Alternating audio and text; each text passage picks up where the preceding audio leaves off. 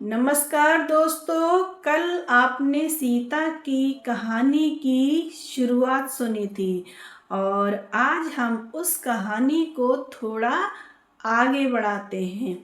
सीता अब रोज की तरह सुबह जल्दी उठने लगी थी। कोई अलार्म नहीं लगाती थी, बस उसकी आदत थी। माँ चूल्हा जलाती और सीता चुपचाप अपने काम में लग जाती। उसकी माँ कई बार उसे देखती, कुछ कहना चाहती, लेकिन फिर चुप हो जाती। सीता समझ जाती थी कि घर की जो हालत है वो ऐसी नहीं थी कि आपस में ज़्यादा बातें हों।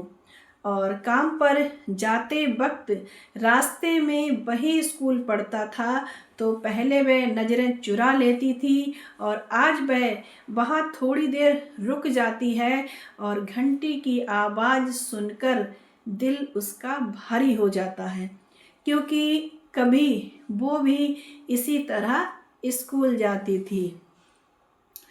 अब क्या है, काम वाले घर में आज भी वही सिलसिला था।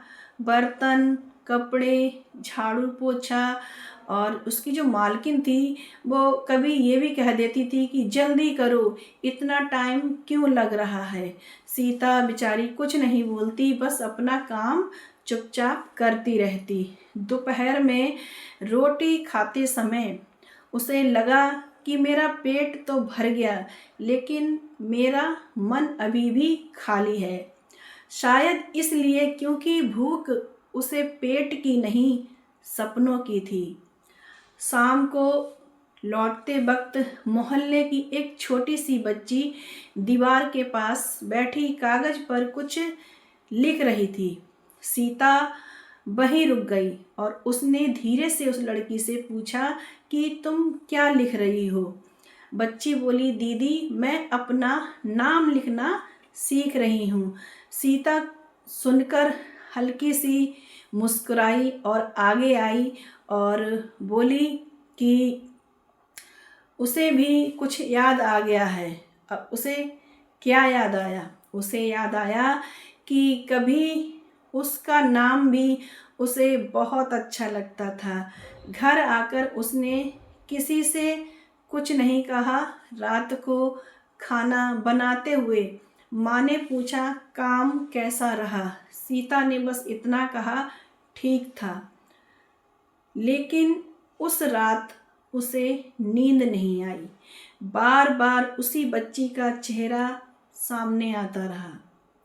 वह सोचती रही, अगर वो सीख सकती है तो क्या मैं नहीं सीख सकती। अगले दिन काम से लौटते हुए उसने हिम्मत की और उस बच्ची से कहा कि अगर तुझे बुरा ना लगे तो मुझे भी थोड़ा सिखा दिया कर। बच्ची हंसकर बोली कि दीदी मैं खुद छोटी हूँ, पर जो आता है सिखा दूँगी।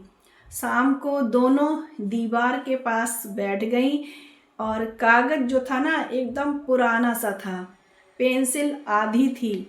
सीता ने काफ़ी समय बाद फिर से अपना नाम लिखा। अक्षर टेढ़े मेढ़े थे और उसके हाथ काँप रहे थे, लेकिन आँखों में चमक थी। तभी उसकी माँ बाहर आई। माँ ने देखा और कुछ नहीं कहा, बस उसके पास बैठ गई। दोनों ने एक दूसरे की तरफ देखा।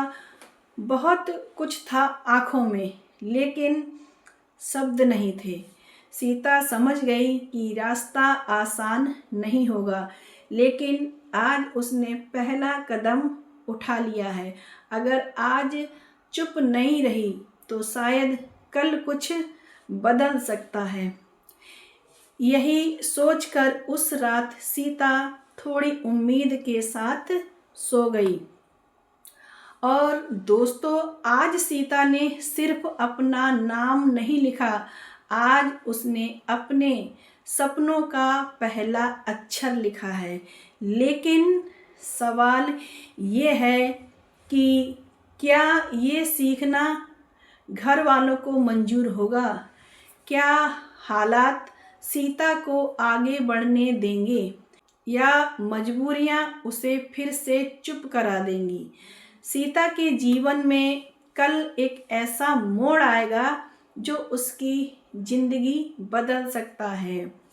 ये जानने के लिए आप लोग कल ज़रूर देखिए एपिसोड 3, सिर्फ हमारे खामोश आवाज़ पर। तो चलिए आज के लिए इतना ही। धन्यवाद।